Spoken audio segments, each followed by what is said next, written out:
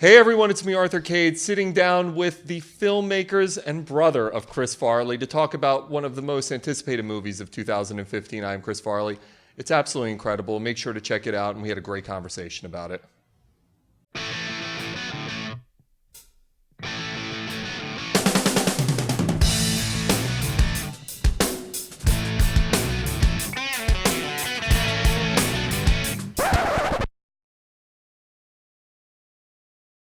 Hey everyone, it's me, Arthur Kade. So, as we're talking about you guys trending #1 on Twitter last night, congratulations. One of the movies that I was most, whatever, but super excited to see this year was I Am Chris Farley. And you guys are the brain trust behind it.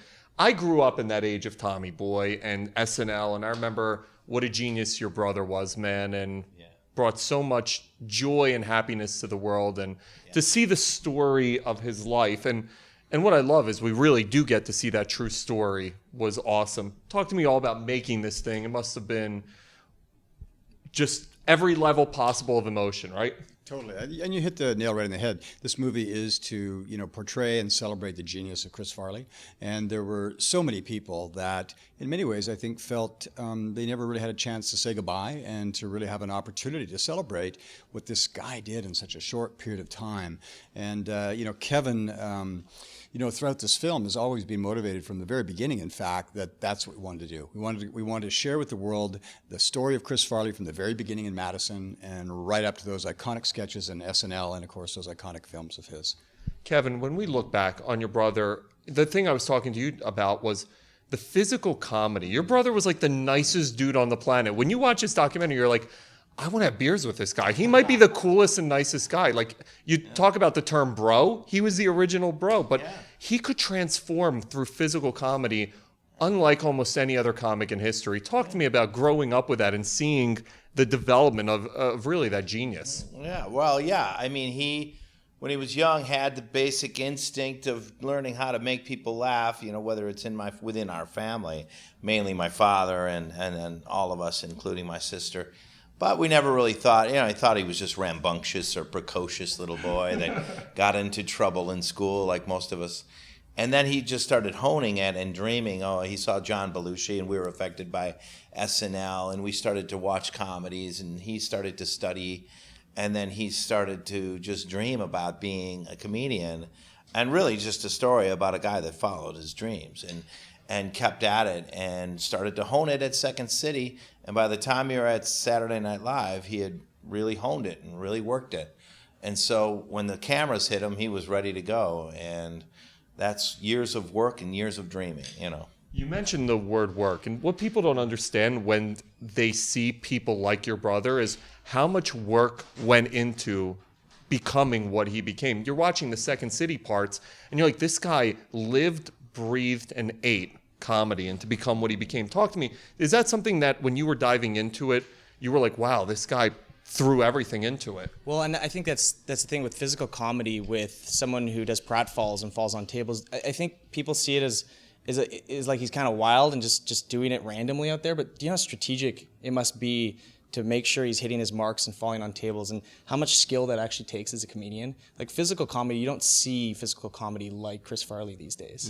No one moves around like him, and no one throws himself around. And the other thing that blew my mind with Chris was, as an interviewer, you encounter so many different celebrities, and they could be the biggest personalities on screen, and then you meet them and they won't say 2 words to you in an interview. Your brother was like the shyest guy, right? Like, it blew my mind to see that.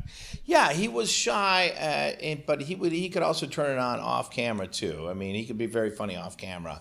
But in a lot of times, I don't think a lot of people knew he was shy and pretty quiet during the times when the show business, he was away from it all, and he didn't feel like he had to turn it on so much. He was very quiet and reserved. What were some of the big learnings each of you took away as you were making this? Well, I think something that was really incredibly fascinating, particularly after Kevin invited us to roll cameras down in Madison, was just the fact that when you delved into the history of Chris Farley and the Farley family, what was becoming very apparent from the beginning, and as you see in our film with the home videos and the photo albums, is that Chris Farley was, as it's been said, was born on fire. He was Chris Farley from day one. He was he was out there in the elementary school conducting, you know, an entire busload of children singing with his shirt off. He was, God forbid, he was in high school typing with his penis and being expelled. I mean, he was just on fire. And this continued. I love that part. Oh my God, it's incredible. And so, you know, Chris Farley really at the end of the day continued to be naked throughout his entire career. The guy never stopped undressing for everybody. Because he knew that was, when you think about the art of pulling your pants down, you know, it's really polarizing when you look at it. Like, you're either going to hate that, you're going to hate it a lot, and you're going to say, hey, please pull your pants up. Or you're going to laugh. But there's no in-between feeling when a guy pulls his pants down. No, you're either all in on that, that's really funny, or I'm going to call the police. And he consistently got the laughs. Right? You were able to secure interviews with some of the biggest names in the industry, and it speaks to, I think, A, how liked your brother was, and B, how respected your brother was. Was it easy to secure those interviews where people just like, we absolutely want to talk about this thing? Yeah, I wouldn't say it was easy. I mean, Derek, never easy, no, right? Derek Murray's company, Network Entertainment, you guys are so tenacious with this. They followed up with people and the professionalism of really lining that up. That takes a lot of work. And these guys have extremely busy schedules. Lorne Michaels, think about his schedule, or David Spade. But they love Chris, they love Kevin. They just wanted to pay tribute to a friend. And so when we did reach out, and when Derek's company reached out, they said, absolutely, I have to be a part of this film. I'm 37, and anytime I meet somebody in their 20s, I remember that I'm old and that it's a different generation. And today, the kids today, they care about YouTube stars, and they care about comedians who I've never heard of. My age was Chris Farley, Mike Myers, that generation. Sure. Have you gotten feedback that this documentary has introduced a whole new generation to your brother? Oh, yeah. I mean, two things. First of all, last night we're trending on Twitter, #1 worldwide. That's a bit of an indication that the younger generation is paying attention. And then when our trailer came out 3 weeks ago, within 36 hours, we had 2 million views. Awesome. So I think both of those speak to the legacy of Chris Farley and how it transcends the various age groups. When he's in the maximum throes of his fame, as family, do you guys, what was going through him at that moment? Because, and you touch upon in the documentary, what was it like for him at that time? He's one of the biggest stars in the world at one point.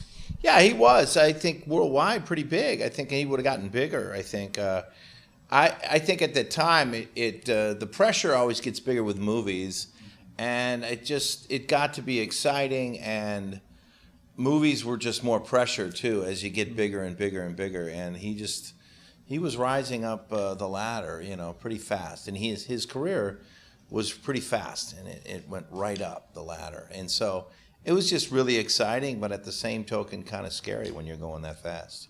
You also see, and I love this in the documentary, you see the joy behind this guy. I mean, this guy, it was like a big beam of light. There's no other way of putting it, and it materialized through his comedy. What was the reaction that people, when they would meet Chris, what was the reaction that people would get from meeting him both on and off stage? Yeah, they were. You know, like Dan Aykroyd said, he was a ray of light when he came in. He'd make a big entrance. Either he'd scream or he'd roll on the ground, or he just liked to embarrass people. He liked all that, and so he always wanted to make a big entrance and be the loudest in the room, so you weren't going to ignore him. And I think when people met him, he was a little shocked that they were all in awe of him, everything like that, because he didn't really see himself as a really big movie star or anything like that. I mean, he'd joke about it. He'd be like, yeah, I'm a big movie star. There was such a humility to him, and you see yeah. it. I mean, I remember in the documentary when you guys would talk about, and other people talk about, when he would meet a Paul McCartney, and he would be like a little kid, and you sit there and you connect. When you have a chance to meet icons, no matter how much you're around these people who have changed the world, it's still hard not to get starstruck.